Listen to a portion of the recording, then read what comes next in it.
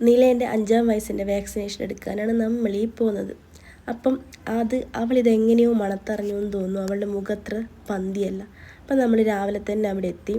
കുളിച്ച് റെഡിയാക്കി കൊണ്ടുവരുന്നത് പറഞ്ഞുകൊണ്ട് തന്നെ നീലേനെ കുളിപ്പിച്ച് നല്ല സുന്ദര കുട്ടപ്പിയാക്കിയിട്ട് നമ്മൾ പുല്ല് പോലെ ഇഞ്ചക്ഷൻ എടുത്തിട്ട് ഇറങ്ങി. കാരണം 3-4 ആൾക്കാർ വന്ന് നേഴ്സുമാർ വന്ന് പിടിച്ചിട്ട് കൈയൊക്കെ ഇറുക്കി പിടിച്ചു. പക്ഷേ അതിൻ്റെ ഒന്നും ഒരാവശ്യം ഉണ്ടായിരുന്നില്ല. അവൾ പുല്ല് പല്ലുന്ന അടുത്ത തൊട്ട് കൈയങ്ങ് കാണിച്ചു എടുത്ത് പുറത്തിറങ്ങി. അതിന് ശേഷം ഈ കൈ ആട്ടുന്നത് അവർ കൈ അനക്കിക്കൊണ്ടിരിക്കണം, അനക്കാതിരിക്കരുതെന്ന് പറഞ്ഞുകൊണ്ടാണ്. പിന്നെ അവൾക്കൊരു മൂഡ് ഓഫ് ഉണ്ടായത് വെച്ചാൽ ബീച്ചിൽ പോകണമെന്ന് പറഞ്ഞിട്ടാണ്. പക്ഷേ അവിടെ നിന്ന് നേഴ്സ് പറഞ്ഞിട്ടുണ്ടായിരുന്നു വെയിൽ കൊള്ളിക്കാൻ പാടില്ല എന്ന്. അതെന്തുകൊണ്ടാണെന്ന് എനിക്കറിയില്ല. അപ്പോൾ അതുകൊണ്ട് നമ്മൾ നേരെ വീട്ടിലേക്ക് വിടാമെന്ന് കരുതി. പോകുന്ന വഴിക്കൊന്നും പറയണ്ട, വാട്ടും കൂത്തും അച്ഛൻ്റെയും മോളെയും ഇഞ്ചക്ഷൻ എടുത്ത ആളാന്ന് ഇതിൽ നിന്ന് നമുക്ക് കണ്ടപ്പോൾ അറിയില്ല കേട്ടോ. അയാൾ അടിച്ച് പൊളിച്ച് കൂളായിട്ടാണ് പോകുന്നത്. അപ്പോൾ പോകുന്ന വഴിക്ക് നമുക്കൊരു കാര്യം കൂടി മണിക്കാണ്ട് നിലക്കൊരു ബാറ്റും ബോളും. കാരണം അവർ പറഞ്ഞിട്ടുണ്ടായിരുന്നു ബാറ്റ് വെച്ച് കളിക്കണം, അപ്പോൾ കൈ നല്ലോണം അനങ്ങും, പിന്നെ വേദനയും കാര്യങ്ങളൊന്നും ഉണ്ടാവില്ല. എന്തായാലും പനിക്കാൻ ചാൻസ് ഉണ്ട്.